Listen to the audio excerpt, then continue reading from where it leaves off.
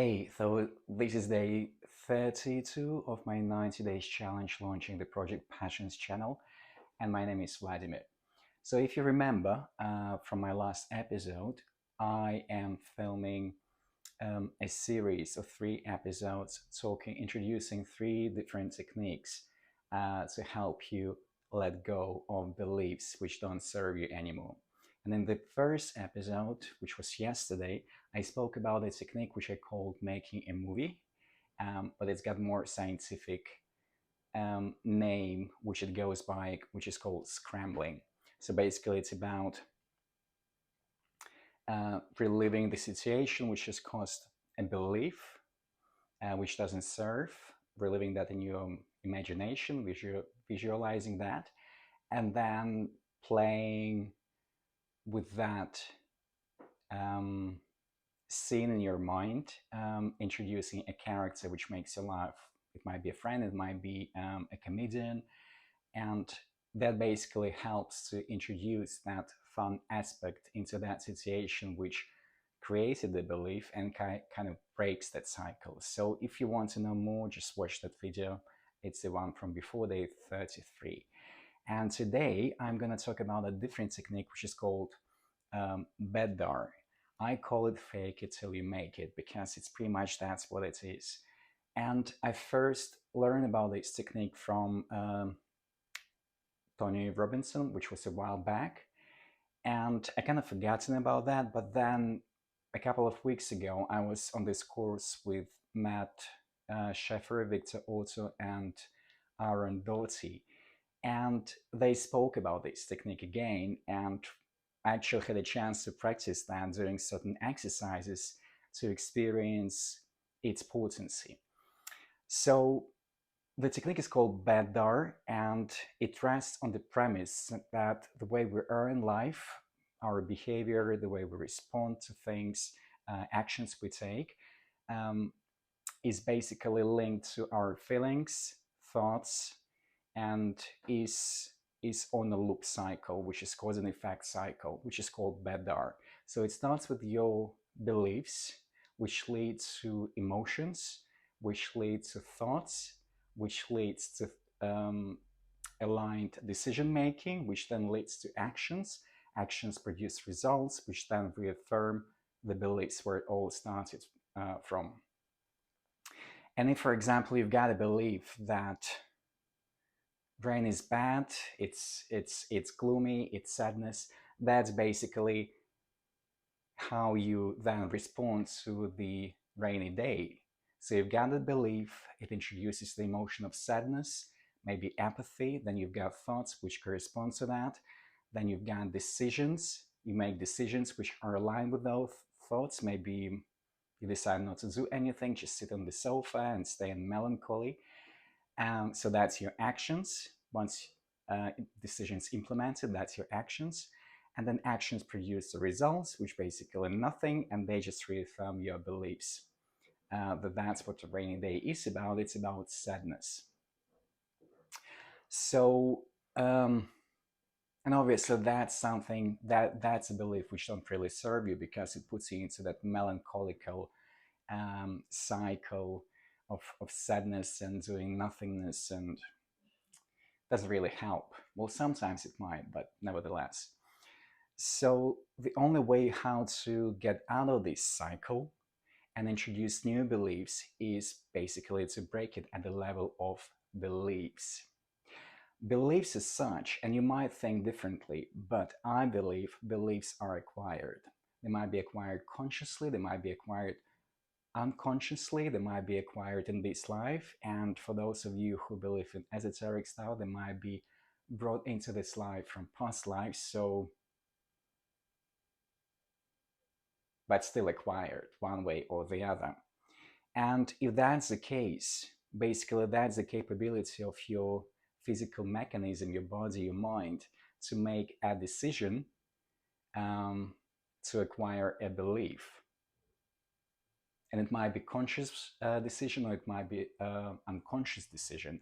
Most of the time, when we acquire beliefs when we grow up, that's unconscious because we don't really analyze and look at that in that way. We don't have the mind capacity. So basically, whatever situations our life puts us into, because of our parents or circumstances, that kind of sinks automatically in how we look at life.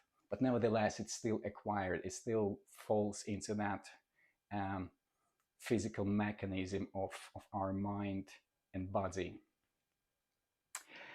So, what you need to do if you've got other beliefs which don't serve you, for example, you don't believe in yourself that you can achieve something good. Um, because I don't know, in the past your parents were too demanding and you were never good enough, and that just resulted in that thinking that you can't really do anything which is good enough, and that led to the emotion of fear, of new projects, which basically um, makes you actionless. Um, Out of that fear, you make a decision not to take any actions, and you don't take any actions, result don't produce any, or you might be procrastinating, and results gain nothing, and that just reaffirms the beliefs. So that's a cycle. So to break this cycle, you've got to make a decision to take on a new belief. And if you think of this, effectively, that's very liberating if you can choose that. So, for example, I can choose to believe that rainy day is not really um, um, a day of sadness and melancholy. It's a day of fun and joy. And then you take actions. You make a decision to take actions which are in alignment with that belief. And because you behave differently, because you do something different, the results which you're going to get are going to be different as well, and they will reaffirm that new belief. So as simple as that. And the more often you do that, that gets engraved in the psychology. The new pattern of behavior gets engraved in the psychology, and the new beliefs get formed which serve you, and the old beliefs which did not serve you dissipate into nothingness. And also, if you think of that, let's say we all have fear, right? And fear is the emotion which is basically part of our survival mechanism, and that's how our minds prevent us from falling off a cliff, or from, I don't know, stepping into a dangerous situation, out on the street in the middle of the night, because we've got that survival instinct back from the ancient times, which is still part of our human mechanism, and that's how our minds make decisions, and that's quite subconscious. But then if you think of that fear, what is then courage? Courage is something which is opposite of fear, but does it mean that people who are courageous and don't have any fear? They do have fear, because in the end that's part of us, part of the human mechanism. But then courage is having a fear and then doing that anyways. And there is a quote by a character from a series which I've been watching, who says, um, "We've got fear. Fear is within us, but so is the strength and courage." So basically, this is kind of another way how you can look at the technique of changing your beliefs and doing something differently. Like the old belief which did not serve can still stay with you, but then the new decisions and actions which you make and take are aligned with the new belief,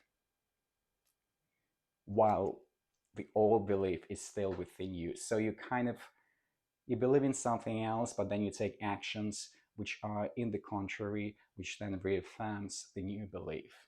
So basically, if you want to resolve and let go of beliefs which don't serve, make a decision that you are the opposite of what you think of yourself, and start making decisions and taking actions which are in alignment with that new vision of you, and then see what happens.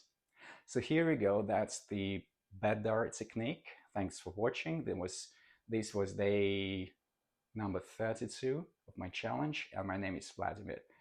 And like this video, leave the comments, share your feedback, let me know what you would like me to talk about in the future, and subscribe to my channel. And thank you for watching.